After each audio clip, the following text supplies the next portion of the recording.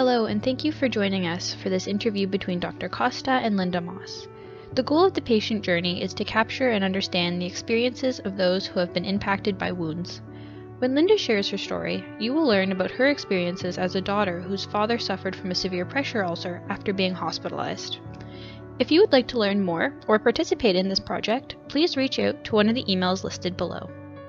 Now we talk about message to families, message to healthcare providers. I want you to leave a message for the government, for the policymakers, for those that can, the high level.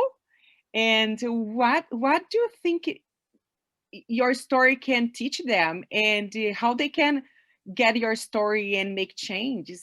What do you want to see for the future? I wrote all this down. You have the power now, but the power is with you. Yeah, no, I wrote all this down because this is why I speak. Because, you know, I do this for many different reasons. I do this because, one, I don't want another family member to go through this. Two, we have a story to tell, and it was a pretty big one. And there needs to be change happening at high level at government. So the reason why I wrote this down is because each long-term facility needs to have a wound care specialist or some kind of a team member that's on board. At Hospital 2, they now have a specialist or a team on board. So that happens because of our dad's story.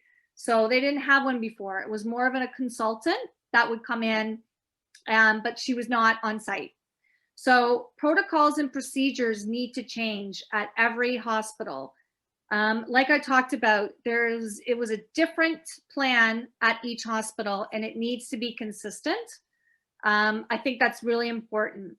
But not only that, I think new technology needs to happen at these care facilities.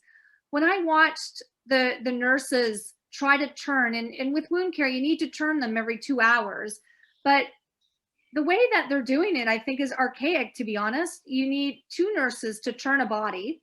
It's not always easy to flag down another nurse to come help you to do it. And that's where the family members can come into play too, because they can help the nurses.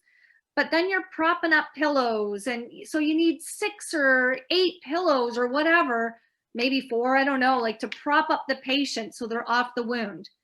So there needs to be some kind of technology, not only to monitor the wound and to help it get better, but to keep off of that wound, because each facility did things differently. One hospital had them on an incline, another hospital had them lying flat. So you know what I mean? Like, it just was inconsistent. So after our story hit, there was millions of views. That pressure ulcer went viral. And what does that tell you?